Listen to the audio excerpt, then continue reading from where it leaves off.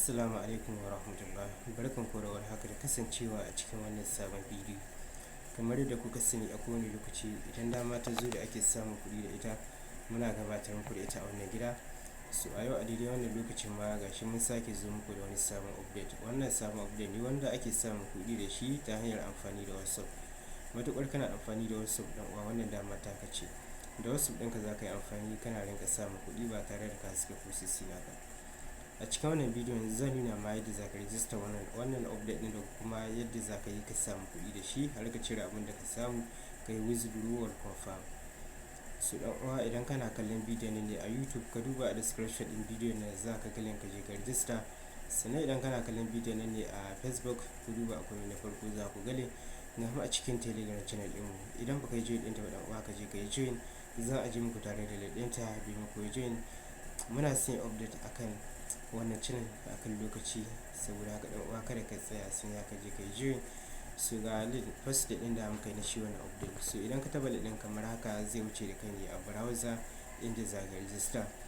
So kasancewar ni already ina da register da shi, kun ga ba zan yi wa inda zai register ba, za ku ga ya buɗe ma automatically. Idan kuka duba gashi nan total balance ina da naira 948 da kobo 45, wanda yadda ne na samu wannan kuɗin shi ne wato connecting ake da WhatsApp. Connecting za ka yi da WhatsApp ka rinka samun kuɗi da wannan update.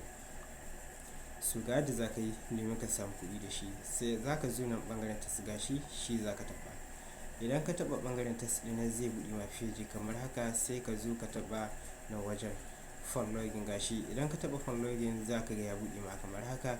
So anan za a buƙaci ka zo ka sanya lambar wayarka wadda kake WhatsApp da ita. Connecting ake da WhatsApp, ana samun kuɗi da wannan update ɗin.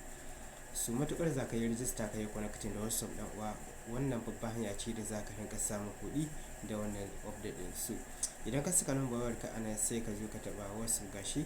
Idan ka taɓa nan wajen sai ka wato za ka ga sun turo ma da OTP a nan wajen, wanda shi za ka kwafa ka je a cikin WhatsApp ɗinka ya ka yi connecting.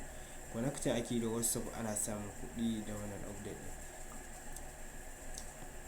Sai hanya ta biyu da ake samun kuɗi da shi shine ɓangaren wato inviting ba dole bane, amma idan har kana da hanyar inviting ka ɗauki link ɗinka ɗan uwa ka yi share ɗin shi. Anan za ka ga link ɗinka kamar yadda kuke gani gashi nan. So kun ga idan mutum ɗaya ka yi inviting ya register connecting ɗan uwa za su baka wani file gashi nan kamar yadda suka faɗa. So anan za ka zo ka ɗauki link ɗinka kamar yadda kuke gani ga nawa link. Anan kai ma za ka ga link ɗinka sai ka je ka yi copy ɗin shi. Idan muka dawo nan ɓangaren account gashi kamar haka. So idan har ka samu abin da ya kai minimum withdrawal, wato minimum withdrawal naira 3000 ne, amma kasancewar suna ɗaukar charges ɗin 300, ba za ka yi withdrawal ba sai kuɗinka sun kai naira 3300. So gashi na account withdrawal shi za ka taɓa idan har ka samu abin da ya kai minimum withdrawal gashi. Kana taɓa shi za ka ga ya buɗe ma feji kamar haka. So sai ka jira, za ka ga ya sake buɗe ma kamar haka. So gashi nan dai minimum withdrawal ɗin naira 3300 gashi nan kamar yadda kuke gani. Idan ka samu abin da ka minimum withdrawal kenan, sai ka zo na add bank card ɗin nan sai ka sanya bayanan account ɗinka domin idan har za ka yi withdrawal kenan. So wannan shine takaitaccen bayani akan bidiyon nan. Da fatan bidiyon nan zai amfane mu. Mu haɗu a lokaci na gaba.